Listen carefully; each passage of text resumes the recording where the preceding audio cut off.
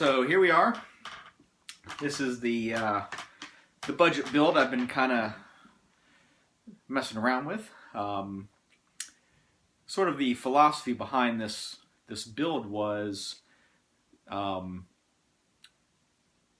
my opinion, is the things that really matter in a guitar, especially an electric guitar, are the electronics, the pickups, and the ability for this guitar to stay in tune and sound right when manipulating the fingerboard. So with all of that in mind, everything else, what if we were to budget some of these things down?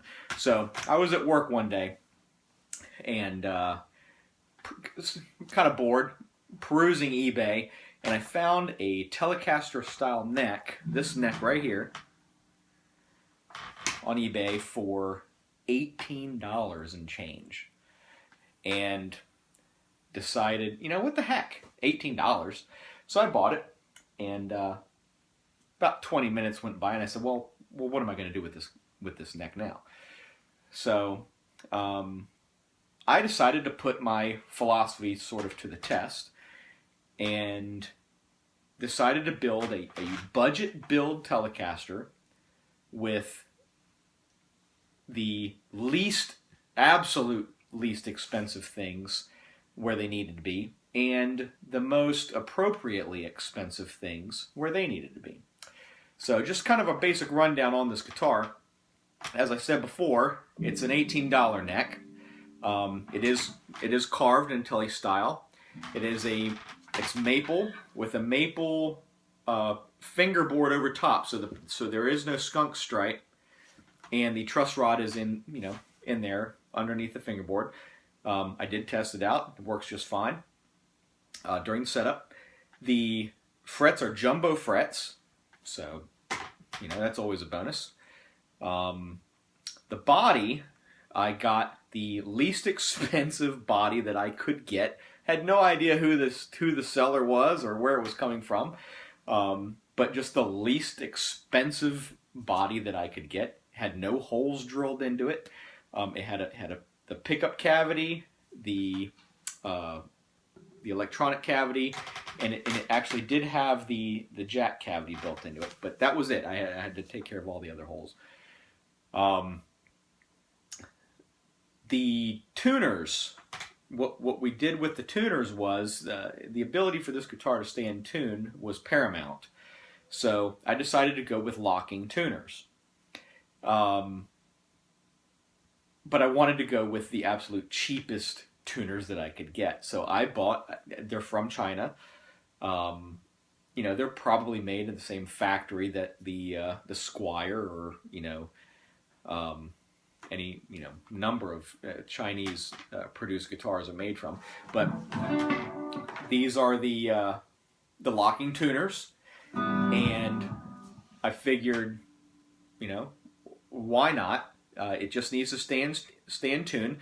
One of the factors for staying in tune are when the string is wrapped around that post, the string stretches, puts tension on the gears and things like that. So I decided to go with a locking tuner to see if regardless of the make of it, whether that would help things. Due to the price of them, the gear ratio in there it's not the greatest. You have to kind of you have to kind of fiddle with it a little bit as far as fine tune. When you're tuning the guitar, getting in tune. The ratio isn't quite as fine as a nice tuner, but once it's tuned, it stays in tune, and that's really all we're worried about, right? So that was fine. To help with that, the string tree, I decided to go with a roller string tree, just to help with that. And I bought the cheapest thing that I could find on eBay, and this is what we ended up with, and it works just fine. When I strung this guitar up, I haven't had to tune it very often. The strings are stretching naturally because the strings are brand new, but other than that, this guitar is staying in tune pretty darn good. So that's that. Next thing I thought I'd try to work on with cutting costs was I went with a top loader bridge. So I don't have a string through system here. I love Telecaster. I wanted to go with a traditional look, but a top loader setup. And of course, everybody says that your sustain and tone and things like that are greatly dependent on the idea that the string is going through the body and the leverage on the saddles because it's going up through the body instead of coming through the back. My brother and I, he'll get a chuckle out of this. We've kind of always said it's an electric guitar. It's not an acoustic guitar. So really, that sustain, things like that, you may get some tonal things going on, but it's an electric guitar. Everything is kind of dependent on the magnetics here, and of course everything else that we've talked about. So to put that to rest, top loader guitar.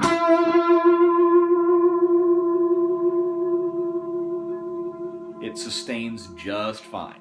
All right, so we can kind of put that to rest. If we want to, run a stopwatch on this between this and other guitars, that's fine. But as far as how I play and what I want to do, this thing sustains just fine.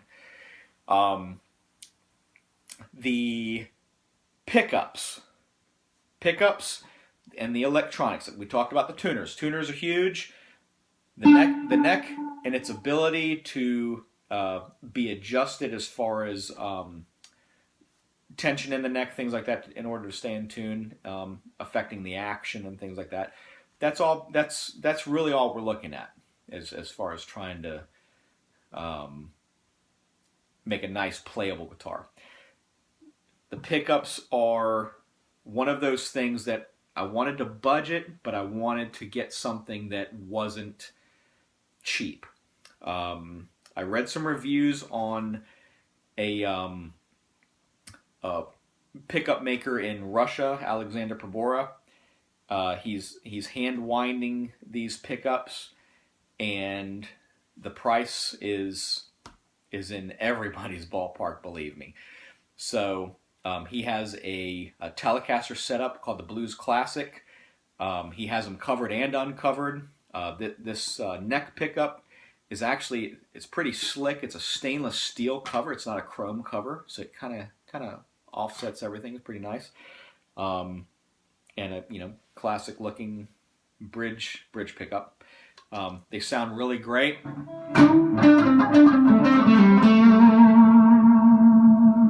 get that nice throaty tone when you're in the neck.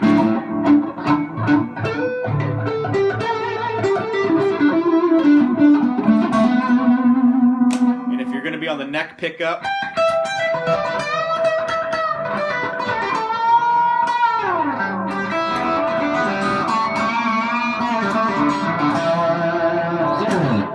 it's got plenty of that, that telly twang that you want to get out of it. And as far as the price goes, compared to Seymour's or Fender Custom Shop, these were exactly what I was looking for when it comes to the build I had in mind here. Okay, and staying in the budget that I wanted to stay in. Okay, the electronics, I'll have all the specs and what we've got going on here, but the electronics are as far as what could be done and not be done, I spent the most on the electronics. These are all switchcraft pots, orange drop capacitors. You know, everything going on here is probably, I probably spent too much on this to make everything going on in here between the controls and the pickups and the cable jack working right.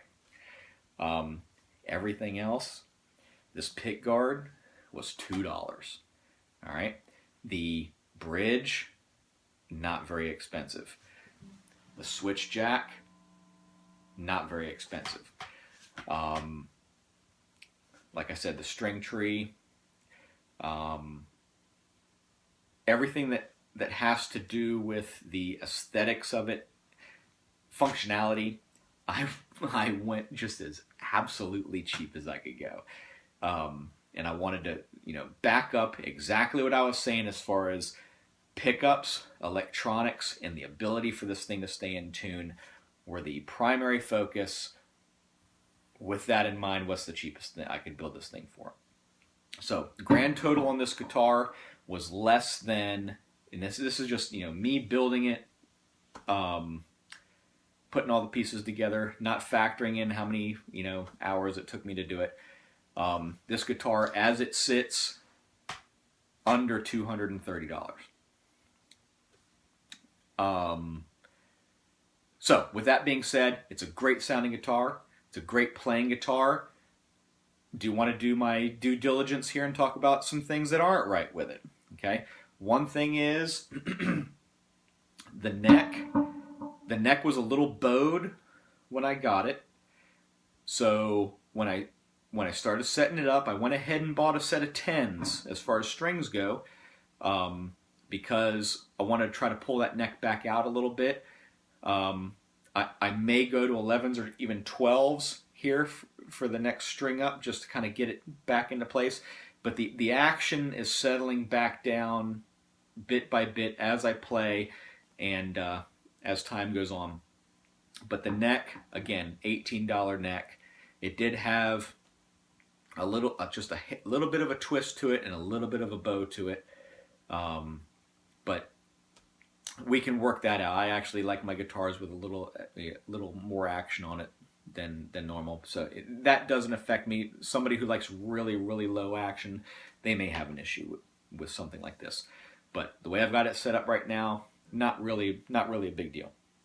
The other thing is, if you look real close, because I bought this thing, parts from all over the world. If you look at that gap between the pick guard and the bridge, okay, the gap at the top is significantly, well, it's infinitely higher than the bottom, because the bottom's almost touching the bridge there. That is just something that I had to deal with. I could have evened that out. However, in doing so, if you'll notice, the control plate is not perfectly parallel with the bridge either. So I had to sort of trade off. Did I want the pick guard to be lined up just right, or did I want the control plate to be lined up perfectly with the bridge? So I went with the pick guard being lined up as close as I can with this line right here being even with the bridge, and in doing so I had to sacrifice this gap a little bit, and I had to sacrifice the fact that this control plate isn't perfectly parallel with the bridge. What I'm going to do to adjust that is I'm going to take this end of that pick guard and I'm going to route it out a little bit so that it's the same width as that. And that'll fix that, and then anybody that wants to take a microscope to this thing and check out the difference in the angle there between the control plate and the bridge, that's fine. But other than that, when you're talking about the money, we're talking about the fit and finish of it is, of course, something that you're going to have to deal with. Other things that I purchased: the guitar straps and the jack. The jack is not. It almost looks like a classic Tele jack that would have the mounting bracket, you know, where you have to, you know, bore inside the socket hole there.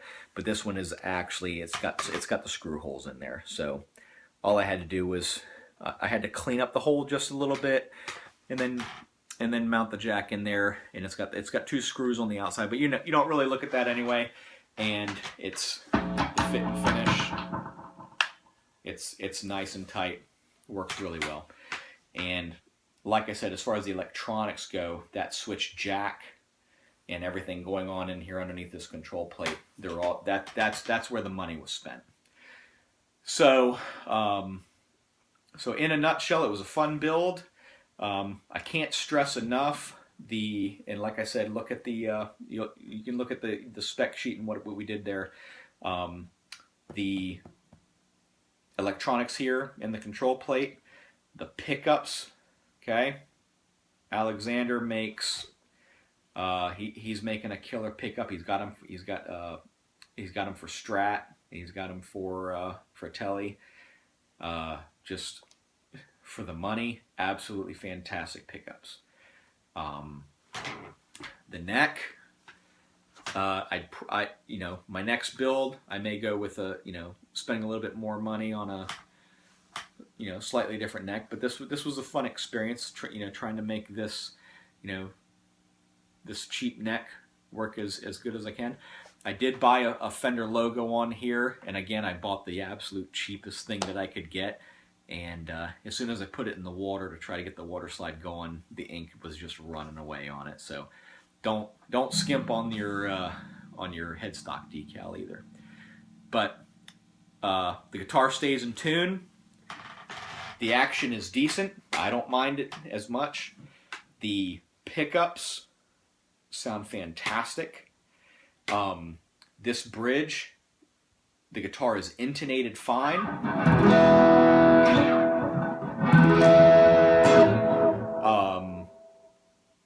It took a little, you know, not any guitar setup's going to take a little bit of time.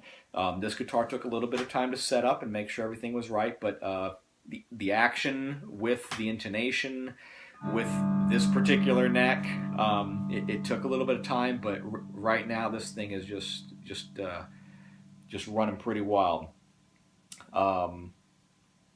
The top hat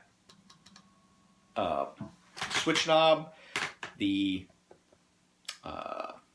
tone and volume knobs, okay, these are, again, you know, they look Tele, but they're made in China, and they're, again, the absolute cheapest I could find. So, like I said, this entire guitar, under $230 to build it. I think I can go cheaper.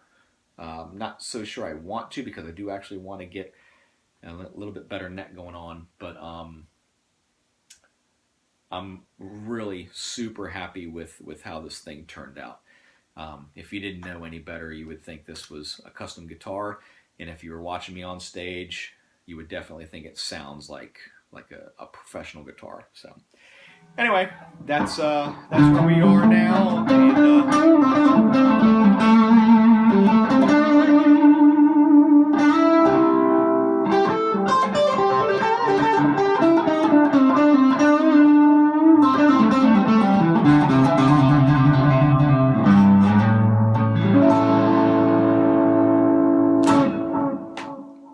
That's all we got to say about that. Looking forward to building the next one. Keep you posted. Thanks.